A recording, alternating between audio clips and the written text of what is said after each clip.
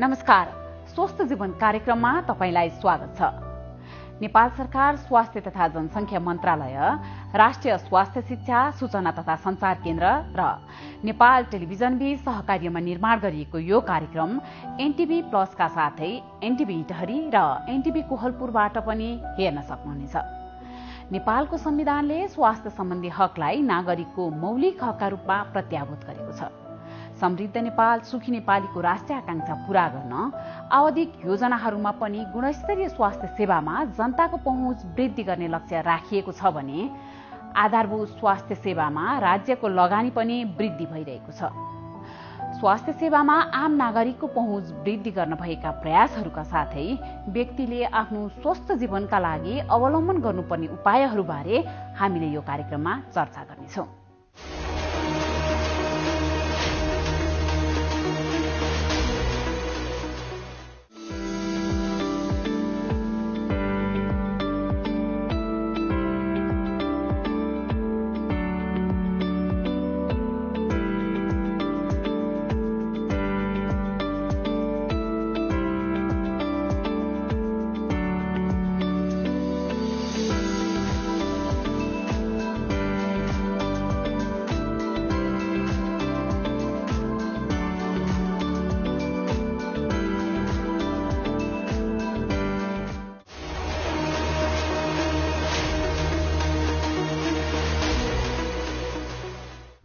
आगामी चैतसम्म 4,28,48,000 dose covid खोप आउने र 2,65,00,000 नागरिकलाई खोप लगाइसक्ने आकलन स्वास्थ्य तथा जनसंख्या मन्त्रालयको रहेको छ, जसमा 1,05,48,000 डोज असोजसम्म प्राप्त भइसक्छ। अबको खोप कार्यक्रममा काठमाडौँ, तराईका बढ़ी जनघनत्व भएका शहरहरू र विद्यार्थी एवं युवाहरूलाई प्राथमिकता दिने सरकारी योजना छ। नेपालमा असोजसम्म 33% र चैत्र मसान्तसम्म सबैलाई खोप लगाइसक्ने सरकारको लक्ष्य रहेको छ। खोप कार्यक्रमबारे सरकारको योजनासँग सम्बन्धित रिपोर्ट आज हामीले प्रस्तुत गर्नेछौं। पछिल्लो समय संक्रमण दर बढ्न थालेपछि तेस्रो लहरसँग जुझ्न पर्याप्त तयारी गर्नुपर्नेमा जनस्वास्थ्यविदहरूले सुझाव दिँदै आएका छन्। तेस्रो लहरमा बालबालिका बढ़ी संक्रमित हुने प्रक्षेपण पनि गरिएको छ। कोरोना भाइरस विस्तारको प्रवृत्ति र कोभिड-19 संकट व्यवस्थापन बारे जनस्वास्थ्यविदसँगको स्वास्थ्य संवाद प्रस्तुत गर्नेछौं। साथै स्वस्थ जीवनशैलीका लागि ध्यान दिनुपर्ने कुराहरूबारे एकजना विशेषज्ञको सुझाव पनि हामीले प्रस्तुत गर्नेछौं। सुरुमा भने यो विशेष रिपोर्ट। ।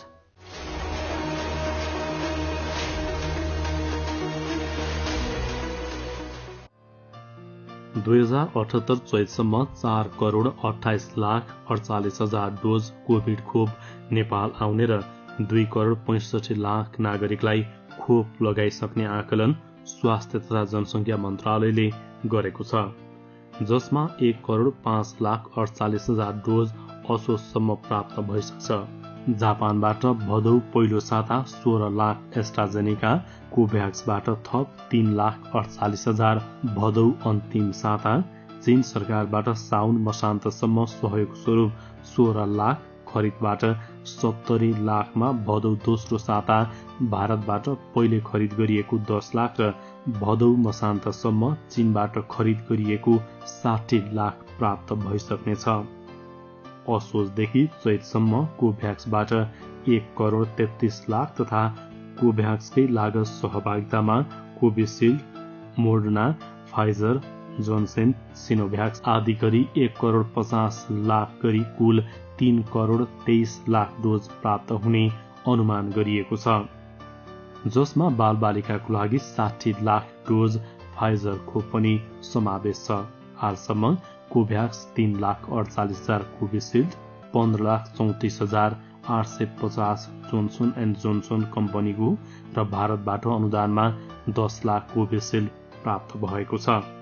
यस्तै चीन सरकारबाट भेरोसेल 18 लाख, खरिदबाट कोभिसिल्ड 10 लाख, भेरोसेल 32 लाख र साउन 15 गते 8 लाख गरी कुल 97,82,850 डोज प्राप्त भइसकेको छ।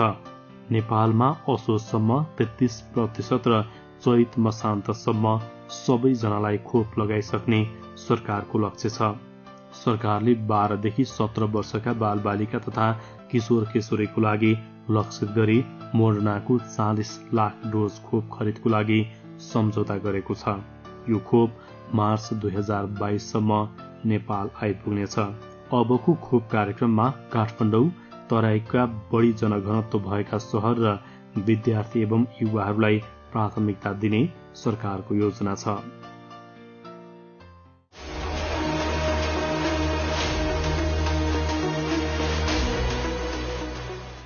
नमस्ते, म डाक्टर दीपक रौनियार, मूत्ररोग विशेषज्ञ युरोलोजिस्ट। विगत 18 वर्षदेखि मूत्ररोग विशेषज्ञ भएर काम गर्दै आएको छु र विशेष गरेर अहिले कोरोनाको समयमा धेरैजसो बिरामीहरूलाई फिभर चाहिँ आउने र त्यस्तो बिरामीहरूमा चाहिँ डरको स्थिति पैदा हुने गरेको छ र पिसाबको इन्फेक्सनको कारणले गर्दाखेरि पनि त्यस्ता बिरामीहरूमा चाहिँ ज्वरो आउन सक्छ। र त्यही भएर हामीले के भन्न चाहन्छौँ, यदि तपाईँको पिसाब चाँडै लागिरहेको छ, पिसाब पोल्ने समस्या छ, कोखा दुखिरहेको छ र ज्वरो आउँदाखेरि कामज्वरो आउने र पसिना आउने गरिरहेको छ भने तपाईँले पिसाबको संक्रमण हुनसक्छ, पिसाबको इन्फेक्सन हुनसक्छ र त्यसको कारणले गर्दाखेरि पनि ज्वरो आएको हुनसक्छ भनेर हामी भन्न चाहन्छौँ। त्यही भएर यदि तपाईँलाई त्यस्तो किसिमको ज्वरो आइरहेको छ भने तपाईँले पिसाबको एउटा साधारण जाँच गराएर र औषधि खानु भयो भने त्यो ज्वरो आउने समस्याबाट हामी मुक्ति पाउन सक्छौँ। त्यस्तै गरेर हामीले पिसाबलाई स्वस्थ राख्नलाई चाहिँ पिसाबको समस्या हुन नदिनलाई हामीले 24 घण्टामा 4 देखि 5 लिटर तरल पदार्थ पिउनुपर्छ र हामीले लामो समयसम्म पिसाब रोक्नु हुँदैन र पानी चाहिँ हामीले हरेक 2-3 घण्टामा चाहिँ 1 ग्लास अथवा हाफ लिटर पानी चाहिँ हामीले खाने बानी गर्नुपर्छ र यो साधारण कुराहरू हामीले चाहिँ अपनायो भने हामी पिसाबको समस्याबाट सुरक्षित हुन सक्छौँ। र हामी स्वस्थ हुनको लागि चाहिँ पानी, तरल पदार्थ हामीले पटक पटक खाने बानी गर्नुपर्छ। हामी बिहान उठ्ने बित्तिकै व्यायाम गर्ने, एक्सर्साइज गर्ने र अहिलेको रिसर्चले के भन्छ भन्दाखेरि यदि हामी बिहान उठेर मन तातो पानी चाहिँ खाने बानी गर्यो भने पनि त्यसलाई चाहिँ स्वास्थ्यलाई चाहिँ धेरै हेल्दी राख्न मद्दत गर्छ र हामीले बिहान लसुन चाहिँ हामीले 2 पोटी चाहिँ 2 केस्रो हामीले लसुन खान सक्यौँ भने पनि त्यसले चाहिँ हाम्रो पिसाबको संक्रमण हुनबाट जोगाउँछ। जीवन, तिमी सामान लिन जाने भने हैन? अझै गएको छैनौ? कस्तो जिउ दुखिरहेछ भने आज अलि गाह्रो पो भइरहेछ त। ल, के भयो त अचानक? बिहानसम्म त ठिकै थियो त। बिहान अलिअलि सुरु भएको थियो, अहिले त अलि बढी नै हुन थाल्यो। ज्वरो आउने, खोकी लाग्ने, घाँटी दुख्ने, रुगा लाग्ने र सास फेर्न गाह्रो हुने जस्ता समस्या देखिएका छन् भने तुरुन्तै कोभिड-19 को परीक्षण गराउनुहोस्। कतै तिमीलाई तिमी पनि कहिलेकाहीँ यस्तो भइहाल्छ नि। अब यति हुँदैमा कोरोना भन्न कसरी मिल्छ भन त? के थाहा, अहिलेको भाइरसको त लक्षण पनि कति धेरै छ रे, अनि पहिलाको भन्दा संक्रामक र कडा पनि छ रे। तिमी झन् डर नदेखाउ न मलाई, सामान्य दुख्या हो के, केही भएको छैन। यो बेला डर देखाउने भन्दा पनि जाँच गरेर ढुक्क हुने बेला हो। बरु गएर जाँच गरेर आऊ न। पर्दैन के। हेर, यदि तिमीलाई कोरोना लागेको भए तिमी हामी सबैलाई खतरा भयो अनि पुरै परिवार नै जोखिममा भयो। के तिमीलाई हाम्रो माया लाग्दैन? हुन्छ, अब तिमीले भनेपछि मान्नै पर्यो नि। समयमै परीक्षण गरी रोगको पहिचान भयो भने आफूसँगै आफ्नो परिवारलाई पनि कोरोनाबाट बचाउन सकिन्छ। तपाईको ज्यानको सुरक्षा तपाईकै हातमा छ। सतर्क रहौं, सुरक्षित रहौं। नमस्कार, म डाक्टर युवराज शर्मा। म फिजिसियन, पेट तथा कलेजो विशेषज्ञ, पाटन स्वास्थ्य विज्ञान प्रतिष्ठानमा म कार्यरत छु। अब स्वस्थ हुनको लागि सबैभन्दा महत्त्वपूर्ण पक्ष मैले भन्ने गर्छु, 1 नम्बर जीवनशैली नै हो। खानपिन, रहनसहन। अब खानपिनमा चाहिने स्वस्थ खाना, ब्यालेन्स डाइट र समय मिलाएर खाने र ताजा खानेकुराहरू ब्यालेन्समा, जस्तै भन्नुपर्दाखेरि नेपाली खानाहरूमा दाल भात तरकारी साग सब्जी फलफुल गेडागुडी अन्डा अनि गएर कहिलेकाहीँ माछा मासुहरू संलग्न भइहाल्छ, दुध दहीहरू यही खानालाई चाहिँ नि ठिक्क मात्रामा व्यवस्थित भएर व्यवस्थित तरिकाले सफा ताजाको रूपमा खानु भनेर मैले जहिले पनि सल्लाह दिने गर्छु। यो नै सत्य कुरा हो। सबैले यो अवलम्बन गरियो भनेदेखि धेरै हदसम्म हामी नराम्रो रोगहरूबाट बच्न सक्छौँ। भने अर्को कुरा चाहिँ नि एक्सर्साइज, खानासँग अर्को जोडिनु भन्ने कुरा हो पानी चाहिँ नि दिनमा पर्याप्त मात्रामा खानुपर्छ। मैले 24 घण्टामा 3 देखि 4 लिटर पानी 24 घण्टाको अन्तरालमा स्वस्थ पानी सफा पानी पिउने बानी गर्नुपर्छ। र पानी पिउँदाखेरि एकैचोटि मात्रै पिउने होइन, समय समयमा थोरै थोरै मात्रामा पिउने बानी गर्नुपर्छ। दोस्रो कुरा चाहिँ नि अब आयो एक्सर्साइजमा चाहिँ नि बिहान उठेर आफ्नो लागि हिँड्ने योगा एक्सर्साइजहरू गर्ने, अनि अब कहिले सक्नेहरूले जगिङ गर्ने र नसक्नेहरूले बिस्तारमा बसेरै भए पनि अथवा पलेटी कसेर बसेर भए पनि योगा एक्सर्साइजहरू गर्ने र त्यो करिब 40 मिनट बिहान प्रत्येक दिन रेगुलर रूपमा गरियो भने त्यो निकै हदसम्म स्वस्थ रहनलाई मद्दत पुर्याउँछ। अर्को चाहिँ नि कामलाई व्यवस्थित गर्ने भन्छु म। धेरै मान्छेहरू स्ट्रेसमा काम गर्ने बानी हुन्छ, लटरपटर गरेर काम गर्ने बानी हुन्छ। त्यसलाई एकदम व्यवस्थित गरेर अफिसको काम छ भने पनि कुन बेला कुन काम गर्ने हो, त्यसमा स्ट्रेस पैदा नहोस्, हरेक काममा एउटा इन्जोय गरेर गर्न पाइयोस्, रिल्याक्स भएर गर्न पाइयोस्। त्यसले गर्दाखेरि मानसिक रूपमा त्यसले तनाव दिँदैन। मानसिक रूपमा तनाव नदिएपछि के हुन्छ भने त्यो कामको प्रभावकारिता बढ्छ। त्यसैले हरेक कामलाई व्यवस्थित गरेर सेड्युल बनाएर काम गर्नुपर्छ। र अर्को कुरा चाहिँ नि गर्न नहुने चिजहरू जस्तै अब मादक पदार्थ सेवन गर्ने, धुम्रपानहरू, यसलाई चाहिँ नि भरसक जति सक्यो भने यसलाई गर्दै नगर्ने। धुम्रपान त अब 1 नम्बर क्यान्सर बनाउने भनेर अहिले प्रमाणित भइसकेको छ विश्वभरि। भरसक धुम्रपान गर्दै नगर्ने, मद्यपान पनि धेरै लिमिटमा अथवा भरसक नगर्ने, गर्नु परे पनि एकदम लिमिटमा चाहिँ नि गर्ने भनेर चाहिँ नि हामी भन्छौँ।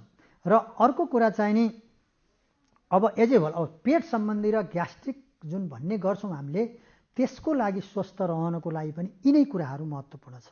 र यिनै कुराहरूलाई व्यवस्थित गरेर पनि भएन, पेट दुख्ने पोल्ने फुल्ने भयो भने नजिकको स्वास्थ्य संस्थामा गएर कन्सल्ट गर्ने र त्यहाँ गएर चेकअप गराएर स्वास्थ्यकर्मी या डाक्टर साहबहरूले भनेको कुरा अनुसार अवलम्बन गर्ने।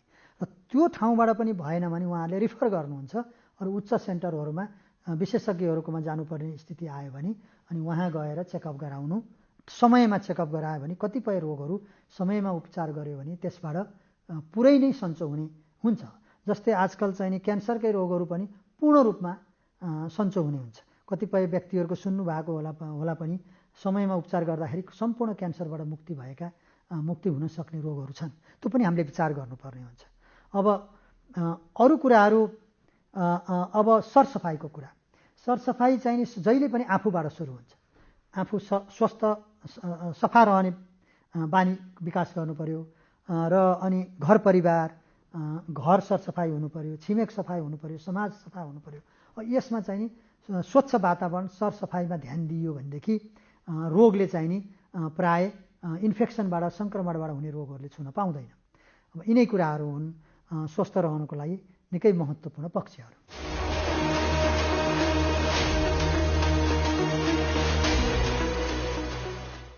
कार्यक्रममा यहाँलाई पुनः स्वागत छ। पछिल्लो समय संक्रमण दर बढ्न थालेपछि तेस्रो लहरसँग जुझ्न पर्याप्त तयारी गर्नुपर्नेमा जनस्वास्थ्यविदहरूले सुझाव दिँदै आएका छन्। तेस्रो लहरमा बालबालिकाहरू बढी संक्रमित हुने प्रक्षेपण पनि गरिएको छ। कोरोना भाइरस विस्तारको प्रवृत्ति र कोभिड-19 संकट व्यवस्थापन बारे जनस्वास्थ्यविदसँग गरिएको स्वास्थ्य संवाद अबको क्रममा।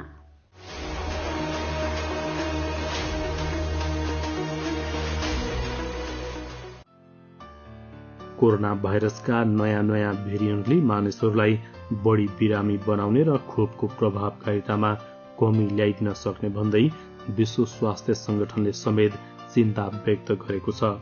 भाइरसले आफ्नो जिनमा ससाना परिवर्तन गरिरहन्छ। भाइरसको परिवर्तित स्वरूपलाई नयाँ भेरिएन्ट भनिन्छ। कोरोनाले अहिलेसम्म विभिन्न रूप फेरिसकेको छ। विभिन्न अध्ययनहरूले अहिले फैलिएको डेल्टा भाइरस बढी संक्रामक रहेको देखाएका छन्। अहिलेसम्म उपलब्ध सबै खोपले डेल्टा भेरिएन्टबाट पनि सुरक्षा दिन्छ, तर खोपहरूको पनि प्रभाव सीमित हुने भएकोले सबैले जनस्वास्थ्यका मापदण्डहरू अनिवार्य रूपमा कडाइका साथ पालना गर्न, मास्कको प्रयोग र बारम्बार साबुन पानीले हात धुन जनस्वास्थ्यविदहरूको आग्रह छ। पछिल्लो समय संक्रमण दर बढ्न थालेपछि तेस्रो लहरसँग जुझ्न पर्याप्त तयारी गर्नुपर्नेमा जनस्वास्थ्यविदहरूले सुझाव दिएका छन्। तेस्रो लहरमा बालबालिकाहरू बढी संक्रमित हुने प्रक्षेपण पनि गरिएको छ। कोरोना भाइरस विस्तारको प्रवृत्ति र कोभिड-19 संकट व्यवस्थापन बारे हामीले जनस्वास्थ्यविदसँग संवाद गरेका छौं। नयाँ किसिमको भाइरस कुनै पनि भाइरस नयाँ आउँदाखेरि इबोला भयो, त्यसपछि अफ्रिकनमा आएका विभिन्न भाइरसहरू र आजभन्दा 12 वर्ष अगाडि पनि जुन एउटा नयाँ इन्फ्लुएन्जा भनेर महामारीको रूपमा भाइरस आएको थियो, ती भाइरसहरूले चाहिँ सर्वप्रथम मानव शरीरमा प्रवेश गर्दाखेरि हामीसँग चाहिँ प्रतिरोधात्मक शक्ति हुँदैन। त्यो शक्ति नभएको हिसाबले चाहिँ उनीहरूलाई चाहिँ अब प्रतिरोधात्मक शक्ति नबनुन्जेल विभिन्न हाम्रा अङ्ग प्रत्यङ्गहरूमा यसले असर गर्ने गर्दछ। अब अघि हजुरले भने जस्तै यो जो मान्छे स्वस्थ छ, जो मान्छे सुरुमा कुनै रोग छैन, उनीहरूलाई कम च्याप्ने र जो जसमा सुरुमै कुनै रोग छ, अब मुटुको रोगी भयो, डायबिटिज भयो र अनि अरू दीर्घ रोगहरू र वृद्धहरूलाई चाहिँ यो भाइरसले बढी च्याप्ने यो अवस्था कुनै पनि रोगमा पनि त्यो हुने अवस्था भएकोले त्यही प्रक्रिया पनि यो भाइरसले देखाएको छ। र सुरुमा जुन आयो त्यो बेलामा हुनसक्छ हाम्रा जनसमुदायले चाहिँ यसलाई बढी ध्यानमा राखेर चाहिँ यो बच्चाहरूलाई चाहिँ हामीले त्यतिखेर हामीले सतर्कता हामीले अप्नायौँ र उनीहरूलाई चाहिँ अलिकति घरभित्र राख्यौँ र पछिका समयहरूमा चाहिँ अब त्यो जुन जनचेतना र आए पनि त्यसलाई चाहिँ अलिकति वास्ता कम नभएर चाहिँ यो बच्चाहरूलाई चाहिँ एक्सपोजर पनि भएको हुने पनि स्कुल पठाइयो। सायद त्यो पनि कारण हुनसक्छ। तर यसले बच्चाहरूलाई नै अट्याक गर्ने अथवा बच्चाहरूलाई चाहिँ गर्ने भने चाहिँ होइन, यो कुनै पनि व्यक्तिलाई यो भाइरस बिचमा एक्सपोजर भएको बेलामा यो भाइरसले चाहिँ अट्याक यो गर्छ र एक्सपोजर रबाट हामीले के बचाउनु पर्ने चाहिँ अवस्था हुन सक्छ। जस्तै अब यहाँ त युएसमै बस्नुहुन्छ होइन, त्यहाँको अवस्था हेर्दा चाहिँ होइन अहिले तेस्रो भेरिएन्टले जुन अब नेपालमा त हामीलाई त एउटा डरै छ साँच्चै। अब बालबालिकालाई नै असर गर्ने भयो, बालबालिकाहरूलाई चाहिँ यसबाट कसरी जोगाउने भन्ने चाहिँ अब सम्पूर्ण अभिभावकहरूलाई एउटा डर छ होइन, त्रास छ। भनेपछि अब यहाँहरूले त भोगिसक्नुभयो, तेस्रो भेरिएन्ट त अमेरिकामा त आइसक्यो होइन, त्यहाँ चाहिँ कतिको असर गरेको छ त बालबालिकाहरूलाई? हजुर, तेस्रो लहर त्यहाँ आएको छ। अझै यो डेल्टा भेरिएन्ट भन्ने जुन सुरु भयो भारतसँग जोडिएका देशहरूमा, त्योले बढी सङ्क्रामक र बढी यो जटिलता को समस्याहरू ल्याउने किसिमको चाहिँ भेरिएन्ट हामीले देख्यौँ। र जुन भ्याक्सिन लगाइएको छ त्यो भ्याक्सिन चाहिँ यसले पनि यो भेरिएन्टलाई पनि उत्तिकै असर गर्ने चाहिँ हामीले देखेका छौँ। र बालबालिकाको हिसाबमा अमेरिकामा अहिले 12 वर्षभन्दा माथिका बच्चाहरूलाई भ्याक्सिनको लाउनको लागि अनुमति दिएको छ। पहिला 18 वर्षभन्दा माथिको मात्रै थियो, अहिले चाहिँ 12 वर्षभन्दा माथिको चाहिँ त्यो लगाउन सक्ने अवस्था चाहिँ सिर्जना भएको छ। र अब अहिले बच्चाहरूलाई स्कुल जानलाई पनि उनीहरूलाई चाहिँ अब कुनै रोग त्यो हामीले भर्सक चाहिँ रोक्छ दिएको छ। तर अब हामीले के बुझ्नुपर्छ भने यो भाइरस कुनै पनि भेरिएन्ट होस्, 3 C's close space, close contact र क्राउडेड, त्यसबाट चाहिँ हामीले एकदमै बस्नुपर्छ। र जहिले पनि भनिरहेको अवस्था के छ भने क्लोज कन्ट्याक्ट हुँदाखेरि चाहिँ मास्क लाउनुपर्छ, 6 फिटभन्दा परि बस्नुपर्छ। अब अहिले हामी बहस गर्दा पनि कुरा गर्दा पनि हामीले 6 फिटभन्दा परि नै हामी छौँ, त्यस कारण चाहिँ त्यो चाहिँ हामीले कायम चाहिँ राख्नुपर्छ। र बालबालिकाहरूलाई यही नियम लाग्दछ, avoid close contact, crowded place र यो चाहिँ हाम्रो कभर प्लेसहरूबाट चाहिँ हामीले आधारबाट बस्नुपर्छ। र अहिले अमेरिकामा 12 वर्षभन्दा माथिका बच्चाहरूलाई भ्याक्सिन लगाएको हुनाले धेरैजना चाहिँ भ्याक्सिन प्राप्त गरेछ। अब 12 वर्षभन्दा मुनिका चाहिँ जुन एउटा एलिमेन्ट्री स्कुलमा जान्छ उनीहरूलाई चाहिँ भ्याक्सिन चाहिँ लगाउन चाहिँ बाँकी छ भन्ने कुरा भन्न चाहन्छु। भनेपछि भ्याक्सिन लागेकै कारणले गर्दा पनि बालबालिकाहरूलाई जुन 12 वर्षदेखि माथिका बालबालिकाहरू हुनुहुन्छ उहाँहरूलाई अहिले कमै असर गरेको छ, त्यसो भए होइन? धेरै धेरै मात्रामा यसले कम असर गरेको छ। अब अहिले अमेरिकामा कस्तो पनि स्थिति आएको छ भन्दाखेरि सबैले भ्याक्सिन नलगाएको अवस्था छ। त्यहाँ चाहिँ यहाँ नेपालमा भ्याक्सिनको अभाव छ, तर उहाँ अमेरिका र अरू पश्चिमी मुलुकहरूमा भ्याक्सिन प्रशस्त मात्रामा छ। तर कतिपय समुदायहरू चाहिँ भ्याक्सिन नलागेको अवस्था भएको हुनाले सरकारले र विभिन्न निकायहरूले भ्याक्सिन लगाउनलाई चाहिँ इन्करेज गरेको अवस्था चाहिँ त्यहाँ आएको छ। अमेरिकामा एक ताका त मास्क फ्री नै भइसकेको थियो होइन र? मास्क नलाइकन मान्छेहरू हिँड्न थालिसकेका थिए। सुरुमा मास्कको प्रभावकारिता बारेमा त्यतिखेर प्रश्न चिन्ह आइरहेको अवस्था थियो सुरुको अवस्थामा। पछि मास्क चाहिन्छ भन्ने कुरा पनि भयो, किनभने अब यो श्वास प्रश्वासबाट सर्ने रोग भएको हुनाले जे मान्छेको थुक छिटा हाच्चु खकारबाट आउँछ यो रोगहरू, त्यो हिसाबले चाहिँ मास्क लगाएको खण्डमा यसले निकै चाहिँ प्रभाव पार्छ भाइरसलाई सर्ने दिनबाट। अब बिचमा भ्याक्सिन लगाइसकेपछि अब सायद अब मास्कको पनि अवस्था कम हुन्छ भनेर त्यो किसिमको सन्देशहरू गयो। तर पछि फेरि यो डेल्टा भेरिएन्ट आइसकेपछि मास्क उत्तिकै चाहिँ आवश्यक छ भन्ने कुरा चाहिँ भएको छ। र अब अहिले पब्लिकलाई अलिकति कन्फ्युजन भए तापनि मास्कको चाहिँ आवश्यकता छ भन्ने म अझै पनि भन्न चाहन्छु। डाक्टर साहब, यो भाइरसले नि, कोरोना भाइरसले चाहिँ मानव शरीरमा प्रवेश गरेपछि कसरी चाहिँ त्यसले असर गर्न सुरु गर्छ त? हजुर, यो श्वास प्रश्वासको भाइरस हो। यो प्रवेश गर्ने भनेको अरू भाइरसहरू रगतबाट अरू प्रणालीबाट हामी सर्छौँ भने यो चाहिँ मुख्य श्वास प्रश्वासबाट मुख र नाकबाट सर्छ। र त्यहाँ सरिसकेपछि यसले सामान्यतया अप्पर रेस्पिरेटरी ट्र्याक भन्छ, त्यसलाई पहिला असर गर्छ। अब रुगा आउने, ज्वरो आउने, खोकी आउने कामहरू गर्छ। र यदि यो लोवर रेस्पिरेटरी ट्र्याक यो हाम्रो यो फोक्सोतिर गयो खण्डमा चाहिँ अनि त्यसले बढी प्रभाव पार्दछ र निमोनिया भएर हाम्रो जुन शरीरमा एउटा अक्सिजन लेभल मेन्टेन भएको छ हाम्रो फोक्सोले गर्दाखेरि त्यो लेभललाई अक्सिजन लेभल धेरै हिसाबले चाहिँ घटाइदिन्छ। अनि त्यही भएर मान्छेको ज्यान जाने, मान्छेलाई गाह्रो हुने, आइसियुमा बस्नुपर्ने कारण चाहिँ अक्सिजन लेभल कम भएर त्यो भएको अवस्था चाहिँ हामीले बुझ्नुपर्छ। र यो सर्ने भनेको चाहिँ अघि मैले भनेको थिएँ, यो श्वास प्रश्वासबाट भने हामीले वर्षक बिरामीबाट को छिटा थुकको खकारहरू हाच्छिउँहरूबाट चाहिँ हामी पर बस्नुपर्ने अवस्था चाहिँ आउन सक्छ। उपचार गर्नुभन्दा चाहिँ रोग लाग्नै नदिनु बेस पनि छ होइन? त्यो हुँदाखेरि नि जस्तै अब कोरोना भाइरस संक्रमण नहोस् भनेर चाहिँ हामीले के कुरामा ध्यान दिनुपर्छ? किनभने यहाँ युएसमा बस्नुभएको, युएसमा त एकचोटि अब मानिसहरू चाहिँ अब चाहिँ छैन भनेर खुल्याम हिँड्न थालिसकेको अवस्था पुगेको पनि अहिले चाहिँ कोरोना भाइरस संक्रमण ज्यादै भएर जटिल अवस्थासम्म पनि पुगेको पाइएको छ। त्यो हुँदा यहाँहरूले त प्रत्यक्ष भोग्नु भएको छ। हजुर हो, मुख्य कुरा हाम्रो शरीर एउटा यस्तो किसिमको म्याजिकल र एउटा मसिन हो जसमा चाहिँ आफैमा यो डक्टर हो। यसको राम्रो मुटु, राम्रो फोक्सो, राम्रो लिभर भएपछि यसलाई अरू कुनै डक्टर चाहिँदैन।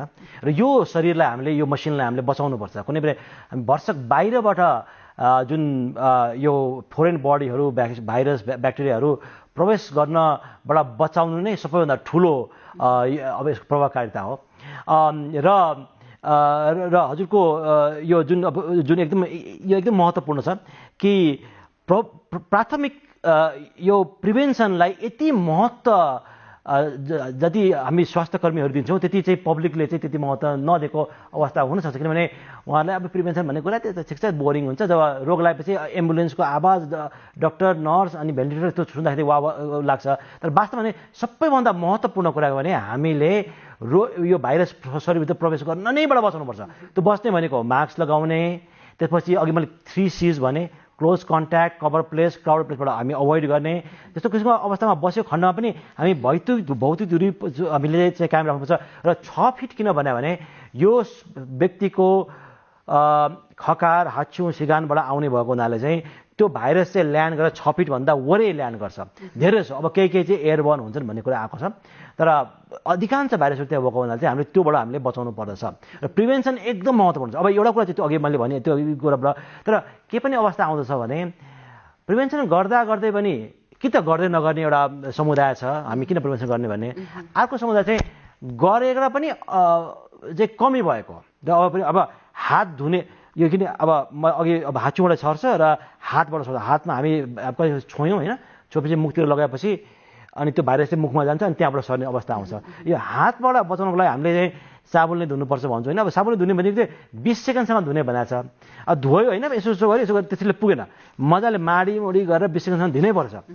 त्यो उसले प्राथमिक अब उसले प्रिभेन्सन त गर्यो तर राम्रोसँग गएन भने चाहिँ गर्नु पनि अब भने चाहिँ कि त पुरै राम्रोसँग पनि प्रिभेन्सन गर्नु पर्यो र र यसबाट हामीले अघि मैले भनेको त्यो मास्कको कुराहरू त्यसमा दिनु पर्यो। र यदि कसैलाई कोरोना भएको शङ्का हुने व्यक्ति र लागेको छ भन्ने बित्तिकै चाहिँ तुरन्त स्वास्थ्य परामर्श चाहिँ लिनुपर्छ भन्ने कुरा म भन्न चाहन्छु यहाँ।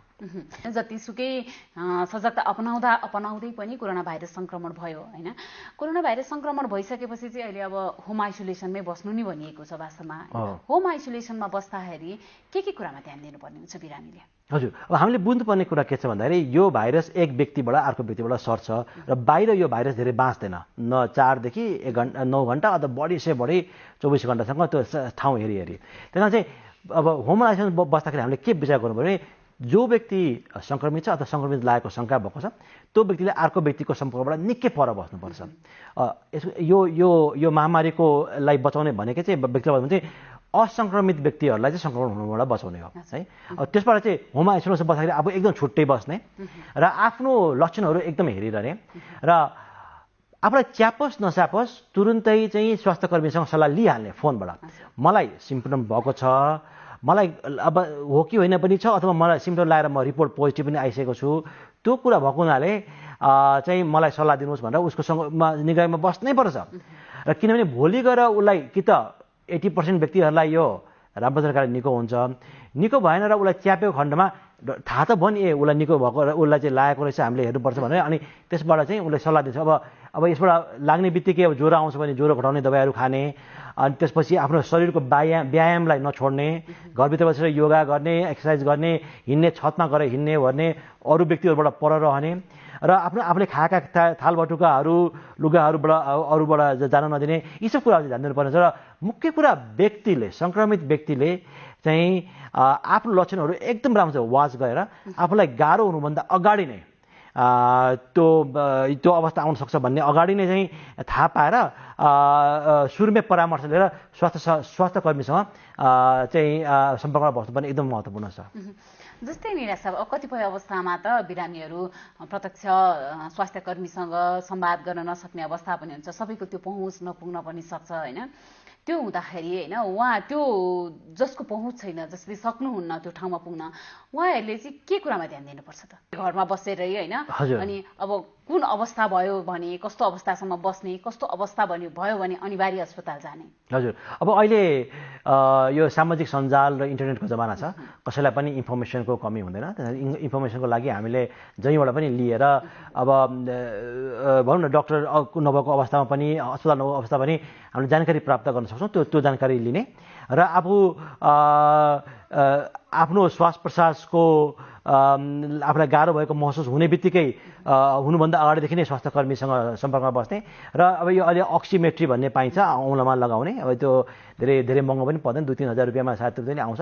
त्यसबाट चाहिँ हामीले लागेको व्यक्तिले चाहिँ त्यो लगाएर अक्सिजन लेभल हेर्ने र 95 भन्दा कम भयो भने आफूले एकदम घोष गर्ने र 90तिर पुग्ने बित्तिकै चाहिँ 92 भन्दा कम हुने बित्तिकै चाहिँ तुरुन्त स्वास्थ्यमा चाहिँ स्वास्थ्य केन्द्र अस्पतालतिर जाने या आफूले एम्बुलेन्स बोलाउने र यदि अस्पतालमा ठाउँ छैन, इमर्जेन्सी पनि भरिभराउ छ भने पनि त्यहाँ गएर चाहिँ बसेर कोरिडोरमा भयो भने त्यहाँ गएपछि केही न केही उपचार हुन्छ। त्यो अब छैन खाली ठाउँ छैन भने निक्लिहाल्ने होइन, बेड नभए पनि कुर्सीमा बसेर भए पनि त्यहाँ चाहिँ उपचार चाहिँ हुन्छ। र मुख्य कुरा ध्यान दिनुपर्ने कि भने यो लागेको व्यक्तिहरूलाई म के भन्छ भने 100 जनालाई लागेको छ भने 80 जनालाई सामान्य मात्रै लक्षणहरू हुन्छ र उनीलाई आफ्नै तरिकाले कतै पनि नगइकन निको हुन्छ। 20% मात्रै बढी चाप्ने हो, जो चाहिँ दीर्घ रोगी छन्, वृद्ध छन्, उनीहरूलाई बढी चाप्ने र चाहिँ अब भनौँ न धेरै किसिमको एक्सपोजर ठुलो भएको छ भने तिनीलाई बढी चाप्ने भएको छ। हामीले के गर्नु, मुख्य कुरा के बुझ्नुपर्छ भन्दाखेरि त्यो 20%लाई चाहिँ हामीले चाहिँ सुरुमै बचाउनको लागि ध्यान दिनुपर्ने हुन्छ। त्यसमा त्यो डाक्टर जस्तै अब कतिपय अवस्थामा त अक्सिजन लेभल कम भयो भनेर होइन यसलाई घोप्टे परेर सुतेपछि ठिक हुन्छ, अलिकति योग गरेपछि पनि अक्सिजन लेभल बढ्छ भनेर पनि कतिपय बिरामीहरू चाहिँ घरमै बसेको पनि पाइन्छ कि वास्तवमा यो अक्सिजन लेभल के भयो भने चाहिँ कम हुन्छ त?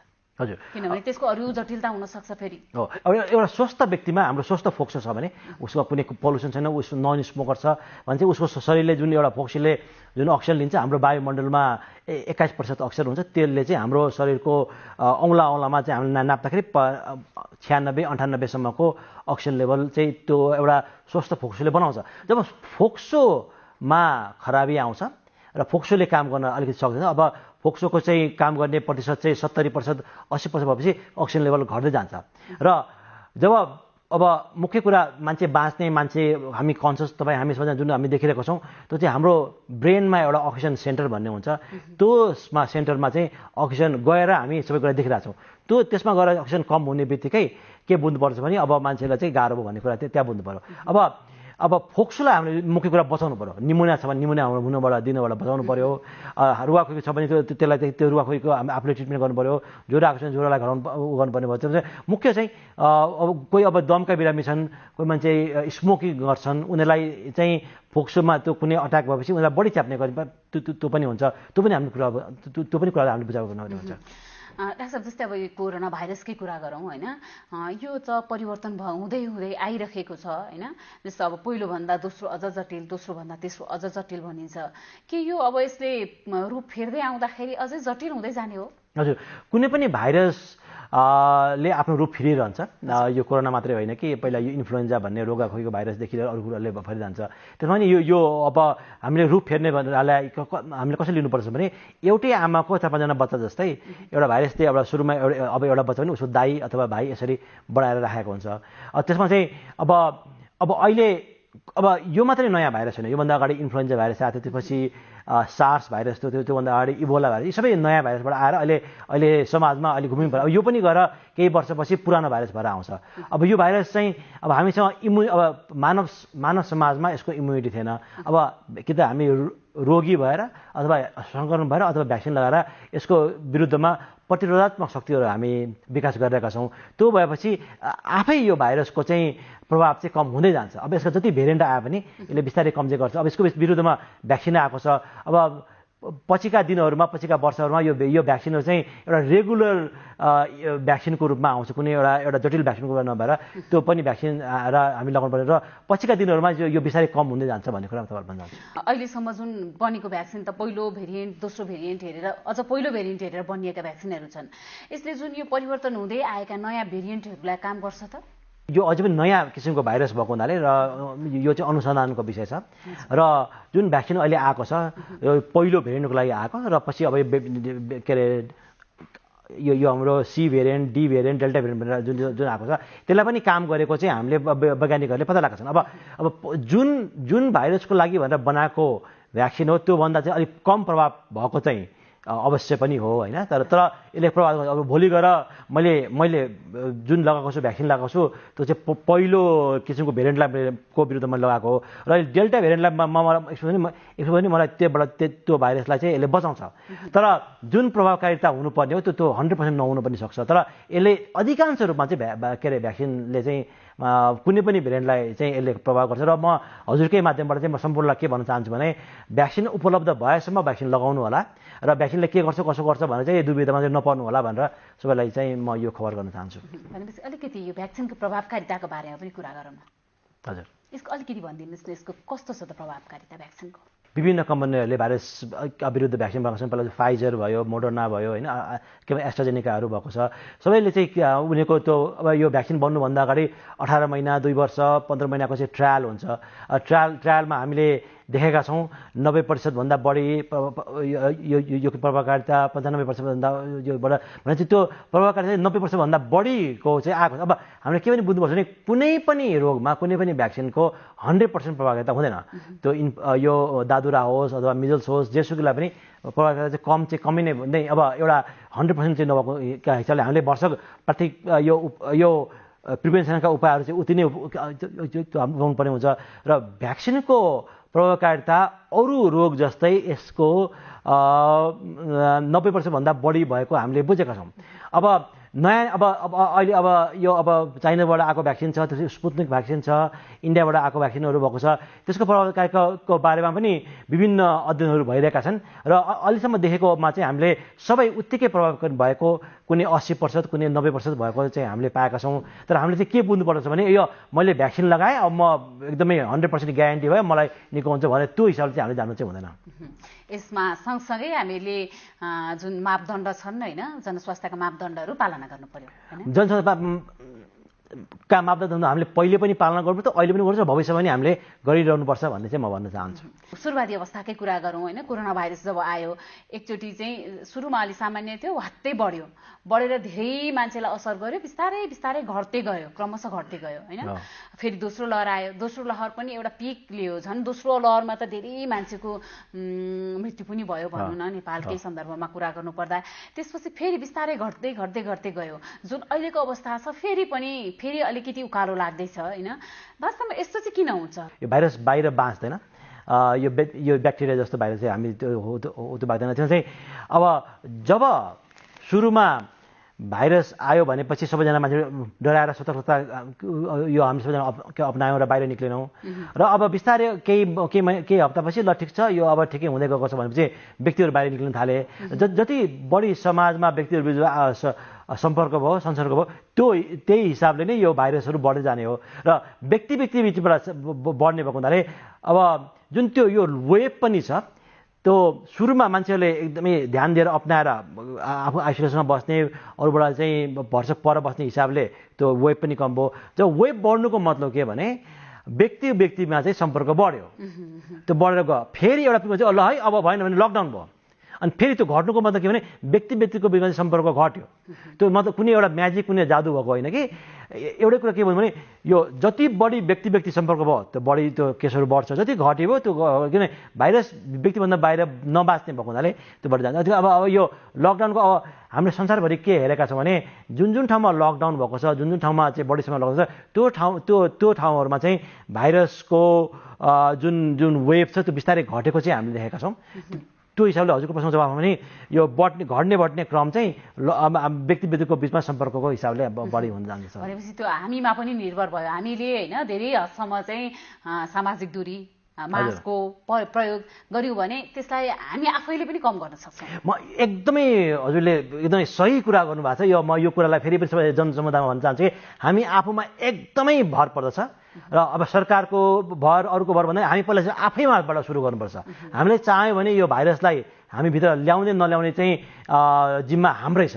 हामीले राम्रो किसिमको सावधानी अपनायो भने यो भाइरस हामी भित्र आउँदैन, त्यसमा हेलचक्रा गर्ने बित्तिकै भाइरस चाहिँ आउने सम्भावना भएको छ भन्ने कुरा भन्न चाहन्छु। यहाँले त अब विश्व स्वास्थ्य सङ्गठनको चाहिँ एउटा उच्च पदमा आकाङ्क्षा राख्नु भएको छ होइन, के छ यसको बारेमा पनि अलिकति थोरै कुरा? हजुर, मैले विश्व स्वास्थ्य सङ्गठनमा मैले सानो बाल्यकालदेखि नै त्यहाँ गएर सेवा गर्ने र उच्च पदमा गएर सेवा गर्ने चाहिँ मैले आकाङ्क्षा राखेको थिएँ र त्यही हिसाबले चाहिँ मलाई चाहिँ मसँग अन्तर्राष्ट्रिय अनुभव र अन्तर्राष्ट्रिय सङ्घ संस्थाहरूसँग गरेको आफ्नो अनुभवले गर्दाखेरि म त्यहाँ गएर सेवा गर्न सक्छु भन्ने चाहिँ मलाई लागेको हुनाले त्यसमा चाहिँ मैले आकाङ्क्षा राखेको छु। र म मात्र नभएर कुनै पनि नेपाली र नेपाली मूलका व्यक्तिहरूले संयुक्त राष्ट्र सङ्घका विभिन्न निकायहरू युनिसेफ होस्, WHO होस्, UNFPA होस्, त्यसमा जानको लागि इच्छा लाग्दछ भने उनीहरूले हामीले सबैले जनसमुदायले सरकारले सबैले सपोर्ट गर्नुपर्दछ भन्ने चाहिँ म त्यो धारणा राख्दछु। र भोलि गएर मैले गएर सेवा गर्न मौका पाएको खण्डमा म त्यहाँ गएर निश्चय पनि केही प्रभाव र केही अब आफ्नो देशको माटो र आफ्नो देशको स्वास्थ्य प्रणालीलाई मजबुत पार्नलाई सहयोग त गर्छु नै, र त्यसको साथसाथै विश्वमा पनि केही नयाँ किसिमको एउटा पहिचान बनाउनको लागि चाहिँ मेरो त्यहाँ राम्रो प्रयास हुनेछ भन्ने म हजुरलाई भन्न चाहन्छु।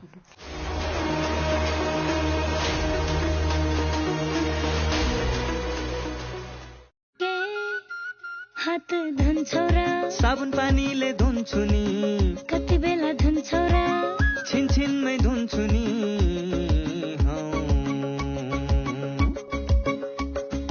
घरमा पस्दा अफिस पस्दा सधैँ धुन्छु हात, कोरोनालाई यसै गरी भगाइदिन्छु म त, घरमा पस्दा अफिस पस्दा सधैँ धुन्छु हात, कोरोनालाई यसै गरी भगाइदिन्छु म त, भान्सा छिर्नु अगाडि खाना खानु अगाडि जहाँ त्यही छोएपछि हातले छोपी खोकेपछि,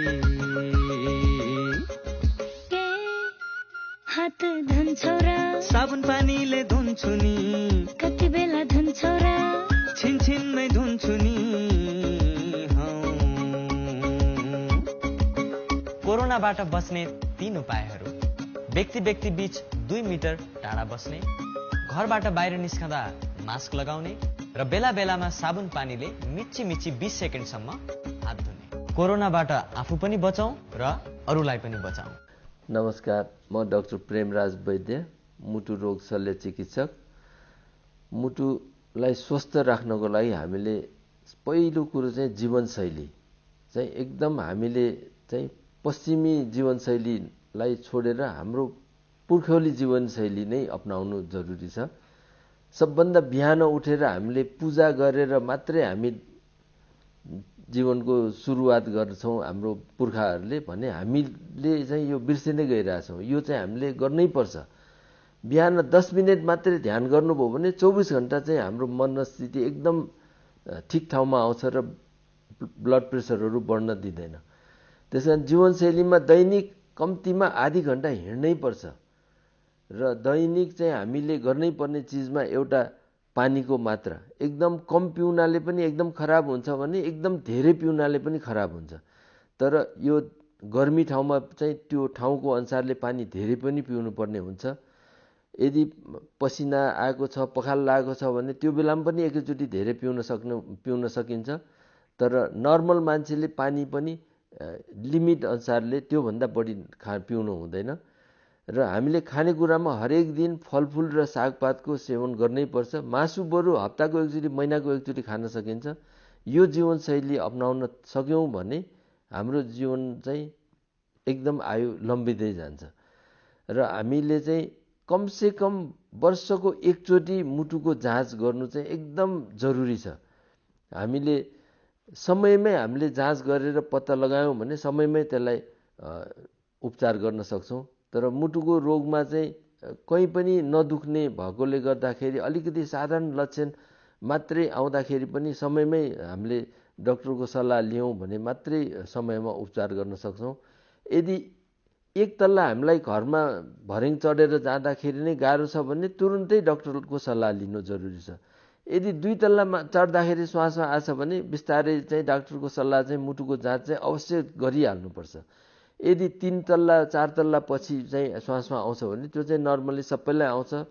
यो सबभन्दा मुख्य लक्षण नै हामीलाई चाहिँ श्वासमा आउने, सास फेर्न अलिक गाह्रो हुने र छातीमा अलिक भारी हुने। त्यो भारी पनि आराम गरेपछि आफै ठिक हुन्छ। यदि यो सानो-तिनो लक्षण मात्रै देखियो भने एकचोटि मुटुको जाँच चाहिँ अवश्य गर्नुपर्छ। अब मुटुको चाहिँ जाँच गाउँ घरमा चाहिँ अझै पुगि नसकेकोले गर्दाखेरि ठुलो अस्पतालहरूमै गएर एकचोटि मुटुको इसिजी 30 वर्ष नआएको मान्छेले एकपल्ट गर्नै पर्छ मात्रै। अनि हामीले समयमा रोग पत्ता लगाउन सकिन्छ भने यो कोलेस्ट्रोल जुन चाहिँ कोलेस्ट्रोल बढेर मुटुको धमनीहरू अवरोध भएर हृदयघात हुन्छ। यो कोलेस्ट्रोल बढ्ने चिज कम खानु पर्यो र यो खाइसकेको छ भने यसलाई खर्च गर्नलाई हामीले व्यायामै गर्नुपर्छ। र यो कोलेस्ट्रोल चाहिँ र सुगर चाहिँ रगतमा नजाँचिकन बाहिरबाट कुनै मेसिनले अरू जाँचेर पनि थाहा हुँदैन। त्यसकारण रगतमै जाँच गर्नुपर्छ। र रगतमा जाँच गरेपछि मात्रै कोलेस्ट्रोल यदि बढी छ भने त्यसलाई नियन्त्रण गर्नको लागि पहिला खानपानमै कन्ट्रोल गर्ने। खानपानले मात्रै पुगेन भने औषधि सेवन नै नियमित गर्नुपर्छ। यदि मुटुको धमनीको अवरोध भइसकेको छ भने यो कोलेस्ट्रोल घटाउने औषधि एउटाले मात्रै त्यो अवरोधलाई घटाउन सक्छ। त्यसकारण चाहिँ मानिसहरूले कोलेस्ट्रोल अब नर्मल आयो, कोलेस्ट्रोलको औषधि बन्द गर्न सकिन्छ भनेर भन्छन्। यो चाहिँ बन्द नगर्नु सबभन्दा राम्रो। कोलेस्ट्रोल घटाउने औषधिले मुटुको धमनीको अवरोध पनि घटाउँछ। त्यसकारण चाहिँ कोलेस्ट्रोल नर्मल आउँदैमा औषधि बन्द नगर्नु होला। यो बाहेक उच्च रक्तचाप भएको व्यक्तिहरूले आफ्नो घरमा चाहिँ एउटा रक्तचाप नाप्ने इलेक्ट्रोनिक ब्लड प्रेसर मेसिन सबै घरमा नै हुनु आवश्यक छ।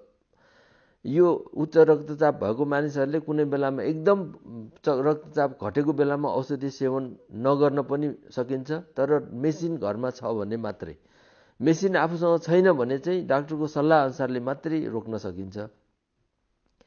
र यो मेसिन चाहिँ उच्च रक्तचाप भएको मान्छेले आफ्नै घरमा मेसिन भएपछि कम्तीमा हप्ताको 1 दिन रक्तचाप चाहिँ नियमित जाँच गर्नुपर्छ भने अरू व्यक्तिहरूले महिनाको एकचोटि अथवा वर्षको 2-4 चोटि चाहिँ चेक गर्नै पर्छ। र आफूसँग यदि मेसिन छ भने छिमेकीहरूको पनि कमसेकम हप्ताको एकचोटि रक्तचाप चेक गर्नाले हृदयघात मात्र होइन, मस्तिष्कघात, प्यारालाइसिस रोग पनि पुरा नियन्त्रण गर्न सकिन्छ। एक किसिमको मस्तिष्कघात जुन चाहिँ रगतको नली फुटेर उच्च रक्तचापले हुने मस्तिष्कघात चाहिँ उच्च रक्तचाप समयमै नियन्त्रण भएको खण्डमा 100% हामीले यो मस्तिष्कघात चाहिँ रोकथाम गर्न सकिन्छ। ए सृजना, त किन हिजो अस्ति स्कुल नआएकी? हेर, मेरो त महिनाभरि सुरु भएछ। ए, त्यही भएर पो स्कुल नआएकी? मलाई त पहिला एकदमै डर लागेको थियो, पछि आमाले सम्झाउनु भएपछि बल्ल बुझे। अनि स्कुल त आउनु पर्थ्यो नि त। आफूलाई कस्तो लाज लागेको थियो। होइन, के को लाजको कुरा गर्छन् यिनीहरू? केही होइन। सृजना पनि आइछन् त आज। अनि हिजो अस्ति कहाँ गएकी थियौ? खास कुरा उसको महिनावारी सुरु भएर समस्या भएछ मिस। महिनावारी हुनु समस्या होइन, यो त किशोरीहरूमा हुने सामान्य प्राकृतिक कुरा मात्रै हो। सामान्यतया महिनावारी 10 देखि 15 वर्षका किशोरीहरूमा सुरु हुन्छ। यो स्वाभाविक कुरा हो। महिनावारी हुँदाखेरि डराउने, चिन्ता लिने गर्नु हुँदैन। महिनावारी हुँदाखेरि अरू बेला जस्तै स्कुल आउनुपर्छ, तर व्यक्तिगत सरसफाइ भने बढी नै गर्नुपर्छ। महिनावारी भएको समयमा दिनौ नुहाउने, सफा कपडा लगाउने, सफा ठाउँमा सफा बिछौनामा सुत्ने, सफा प्याड लगाउने गर्नुपर्छ। महिनावारी हुँदा घर परिवार सँगै राखेर किशोरीहरूलाई पोसिलो खानेकुरा खुवाउनुपर्छ। नमस्कार, म डाक्टर राजेन्द्र बराल, क्यान्सर रोग विशेषज्ञ। स्वास्थ्य नै हाम्रो जीवन हो। स्वास्थ्य हुनको लागि हाम्रो जीवनशैली स्वस्थ हुनुपर्दछ।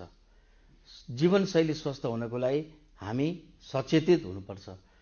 हाम्रो खानपानमा भर परेको खण्डमा, हाम्रो लवाई खवाईमा, हाम्रो दिनदिनैको एउटा डेली हाम्रो आचरणमा सुधार भएको खण्डमा, जीवनशैलीमा हामीले क्रमिक परिवर्तन गरेको खण्डमा हामी निकै भयावह रोगबाट बच्न सक्दछौँ।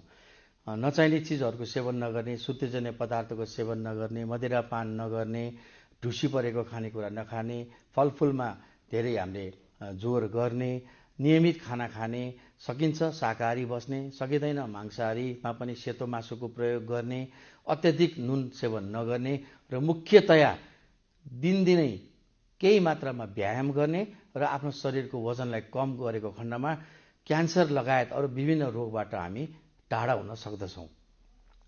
र क्यान्सर मात्रै होइन, अरू विभिन्न कारणको चाहिँ स्रोत हो हाम्रो अत्यधिक मोटोपन र नियमित एक्सर्साइजको कमी।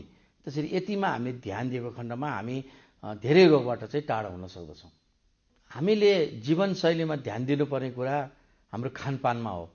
जस्तै हामीले के खानुहुन्न भनेर जनमानसले जान्नै पर्ने कुरा, हामी सुतेजन्य पदार्थ खानु भएन, मदिरायुक्त खानेकुरा खानु भएन, हामीले फलफुलमा प्रशस्त ध्यान दिनु पर्यो, ढुसी परेको र कृत्रिम खानेकुराहरू खानु भएन, यो विषादीयुक्त खानेकुरा खानु भएन, नुन धेरै चर्को खानु भएन, ढुसी परेको खानेकुरा खानु भएन र सकिन्छ शाकाहारी बस्ने, सकिँदैन भने चाहिँ मासु नै खानु छ भने सेतो मासुको प्रयोग गरेको खण्डमा हामी धेरै टाढाबाट यो रोगबाट टाढा हुन सक्दछौँ। र क्यान्सर लगायत अरू रोगको समयमै निदान गर्न सकिएमा हामी सबै रोगबाट पूर्णतया निको हुन सक्छौँ। यसको लागि समय समयमा नियमित परीक्षण गर्न जरुरी छ। उदाहरणको लागि स्वास्नी मान्छेको मुखको क्यान्सरबाट टाढा हुन हामीले वर्षमा एकपल्ट त्यो सेतो पानीको जाँच गरे पुग्छ। स्तन क्यान्सरको लागि हामीले नियमित महिनामा घरैमा बसेर एक महिनामा स्तनको जाँच गर्ने र वर्षमा 2 वर्षमा एकचोटि म्यामोग्राम भन्ने टेस्ट गर्यो भने थाहा हुन सक्छ। फोक्सोको क्यान्सर थाहा पाउन साधारण छातीको एक्सरे त्यो जहाँ पनि छ त्यो गर्यो भने पनि हामी यदि क्यान्सर हो भने सुरुको अवस्थामा पत्ता लगाउन सक्छौँ र सुरुको अवस्थामा पत्ता लगाए यो पूर्णतया निको हुन सक्ने रोग हो। मैले पनि सामान्य ठानेको थिएँ, तर पोजिटिभ देखियो। पोजिटिभ देखिए पनि सामान्य लक्षणको अवस्थामा त्यति आत्तिहाल्नुपर्ने चाहिँ होइन रहेछ। म 3 दिनदेखि घरमै एकान्तवासमा बसेको छु, तर एकान्तवासमा बस्दा पनि आफ्नो स्वास्थ्यको विशेष ख्याल चाहिँ राख्नुपर्छ। आफ्नो शरीरको तापक्रम र अक्सिजन नापिरहने, हल्का व्यायाम गर्ने, बिहानको घाम ताप्ने, प्रशस्त मात्रामा आराम गर्ने। जीवन अहिले कस्तो छ तिमीलाई? अक्सिजन ठिकै देखियो अनि अहिले ज्वरो पनि घटेको छ। ठीक छ। एकान्तवासमा बसेको समयमा पोसिलो खाना, गेडागुडी, माछा मासु अण्डा खानुको साथै तातो झोलिलो पदार्थ प्रशस्त मात्रामा पिउनु पर्दछ। डाक्टरको सल्लाह मान्ने र यति गर्दा गर्दै पनि गाह्रो भएमा तुरुन्तै नजिकैको अस्पताल वा स्वास्थ्य संस्थामा थप उपचारका लागि जानुपर्छ। तपाईको ज्यानको सुरक्षा तपाईकै हातमा छ। सतर्क रहौं, सुरक्षित रहौं।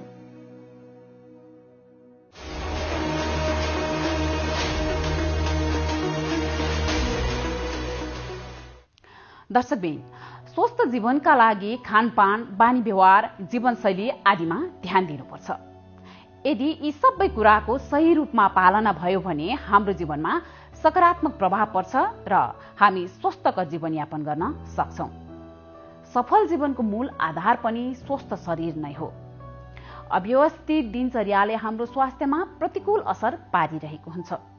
स्वस्थ जीवनका लागि ध्यान दिनुपर्ने कुराहरूबारे एकजना विशेषज्ञको सुझाव अबको क्रममा।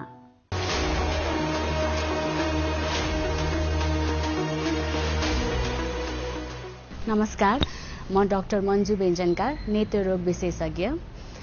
आँखा हाम्रो शरीरको एउटा महत्त्वपूर्ण अङ्ग हो, किनभने यो आँखाको माध्यमबाट नै हामीले यो सुन्दर संसार देख्न सक्छौँ र आफ्नो जीवनशैलीलाई अगाडि बढाउन सक्छौँ। त्यही भएर हामीले हाम्रो आँखाको राम्रोसँग हेरचाह गर्नु पनि अति आवश्यक हुन्छ। सर्वप्रथम त आँखालाई स्वस्थ राख्नलाई चाहिँ हामीले आफ्नो डाइट अथवा खानपानमा विशेष ध्यान पुर्याउनु पर्ने हुन्छ। नियमित रूपमा साग सब्जी, फलफुलहरू र अन्डाहरू र पोसिलो खानेकुराहरू चाहिँ नियमित रूपमा सेवन गर्नुपर्ने हुन्छ र त्यो बाहेक धुम्रपान, मद्यपान जस्तोबाट टाढा रहनु पनि अति आवश्यक हुन्छ र त्यो बाहेक चाहिँ घामबाट जोगाउनु पनि अति आवश्यक हुन्छ। नियमित घाममा धेरै बस्नाले चाहिँ मोतियाबिन्दु छिटै भएर समस्या देखिने जस्तो देखिन सक्छ। त्यही भएर घाम र अन्य विकिरण, त्यो बाहेक मोबाइल, ल्यापटपहरूबाट पनि टाढा रहनु चाहिँ एकदम जरुरी हुन्छ।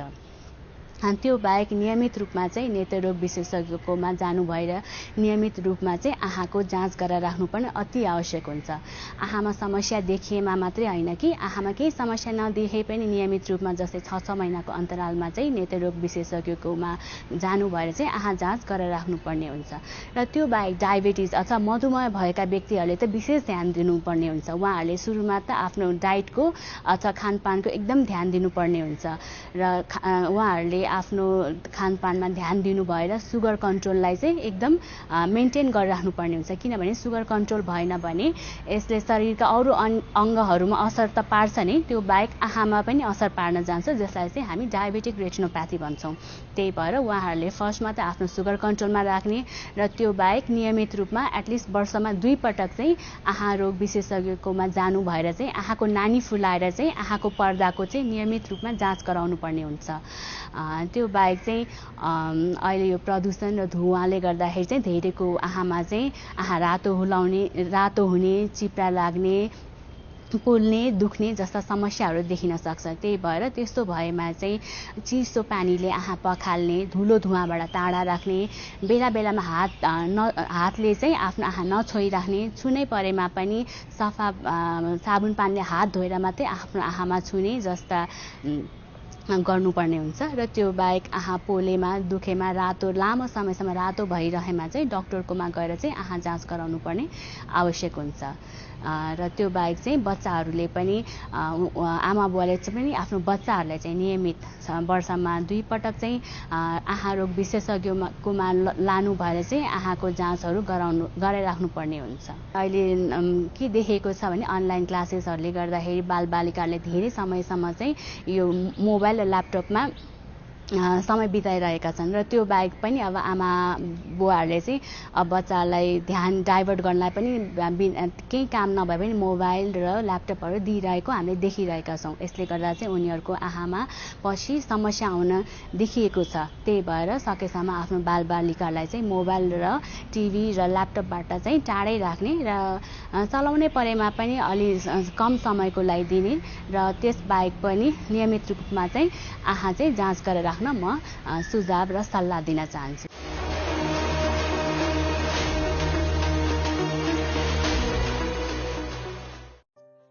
आमाको दूधबाट बच्चालाई चाहिने सम्पूर्ण पौष्टिक तत्त्वहरू प्राप्त हुन्छ र यसले बच्चाको राम्रोसँग वृद्धि विकास गर्नुको साथै रोगसँग लड्ने शक्ति प्रदान गर्दछ। कोरोना महामारीको समयमा यदि स्तनपान गराइरहेकी आमालाई कोरोना संक्रमणको शंका वा पुष्टि भएको छ भने पनि बच्चालाई स्तनपान गराउन छोड्नु हुँदैन। तर स्तनपान गराउँदा केही सजगता अपनाउनुपर्छ। आमाले बच्चालाई छुनु वा काखमा लिनु अघि कम्तीमा 20 सेकेन्डसम्म साबुन पानीले मिची हात धुने, सफा कपडाले हात पुछ्ने र मास्क लगाएर बच्चालाई स्तनपान गराउनु पर्दछ। यदि आमाले स्तनपान गराउन नसक्ने वा सिकिस्त भएमा घरका अन्य सदस्यको सहयोगमा आमाको दूध दुहेर पनि बच्चालाई खुवाउन सकिन्छ। यो विधि अपनाउँदा आमा तथा सहयोग गर्ने व्यक्तिले मास्क लगाउने, दुवैजनाले कम्तीमा 20 सेकेन्डसम्म साबुन पानीले मिची हात धुने, सफा कपडाले हात पुछ्ने र सफा कचौरामा दूध दुहेर बच्चालाई सफा चम्चाले खुवाउने। आमालाई धेरै नै समस्या भएको खण्डमा बच्चालाई दूध खुवाउनको लागि धाई आमाको व्यवस्था गर्नुहोस् वा नजिकैको स्वास्थ्य संस्थामा गएर सल्लाह लिनुहोस्।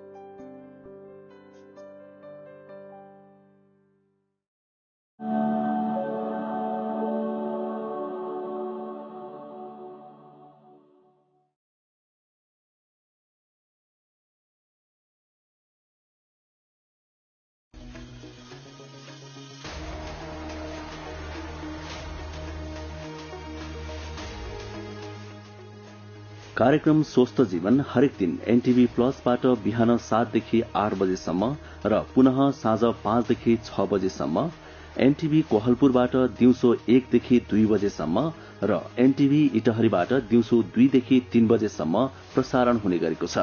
स्वास्थ्य सम्बन्धी यहाँहरूको कुनै जिज्ञासा या समस्या भएमा हामी सम्बन्धित विज्ञहरूबाट समाधान खोजी कार्यक्रममा प्रसारण गर्नेछौं। हामीलाई सम्पर्क गर्ने माध्यमहरू यस प्रकार छन्: फोन, एसएमएस तथा भाइबरको लागि 98 43 52 93 97, इमेल स्वस्थजीवन@ntv.org.np। यस कार्यक्रमको बारेमा आफ्नो सल्लाह, सुझाव र प्रतिक्रिया पनि यहाँहरूले यिनै माध्यम मार्फत दिन सक्नुहुनेछ। साथै कार्यक्रममा के कस्ता सामग्री, विषय वा विज्ञहरू समेट्नु पर्ला भन्ने विषयमा पनि सुझाव दिन सक्नुहुन्छ। कार्यक्रम यहाँहरूले सामाजिक सञ्जाल मार्फत पनि हेर्न सक्नुहुनेछ। YouTube Nepal television, mobile application Nepal television, Facebook facebook.com/neptv2041।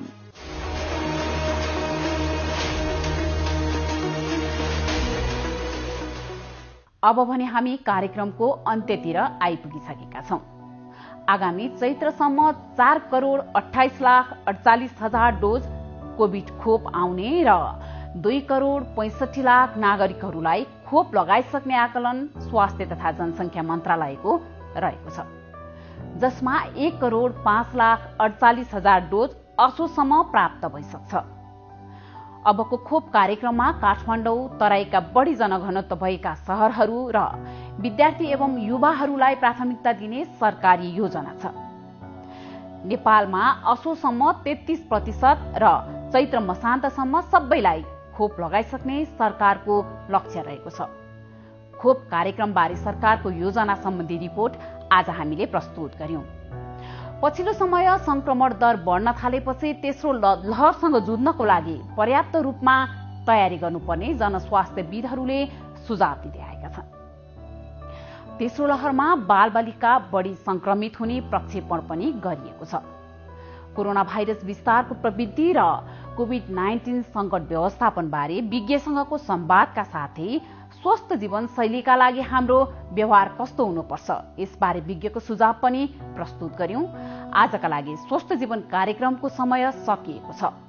यो कार्यक्रम नेपाल टेलिभिजनको वेबसाइट www.nepaltvonline.com तथा नेपाल टेलिभिजनको मोबाइल एप र फेसबुक, युट्युब जस्ता सामाजिक सञ्जालमा पनि हेर्न सक्नुहुनेछ। यो कार्यक्रममा तपाईका स्वास्थ्य सम्बन्धी समस्या, सरकारले प्रवाह गरेका स्वास्थ्य सेवा अथवा हाम्रो कार्यक्रमबारे कुनै जिज्ञासा भए हामीलाई सम्पर्क गर्न सक्नुहुनेछ। सम्पर्क माध्यम हामीले टेलिभिजन स्क्रिनमा देखाइरहेका छौं। तपाईका समस्यालाई हामीले सरकारी अधिकारी वा विज्ञ मार्फत समाधान गर्ने प्रयास गर्नेछौं। आजका लागि स्वस्थ जीवन कार्यक्रमबाट हामी सबैलाई बिदा दिनुहोस्। नमस्कार।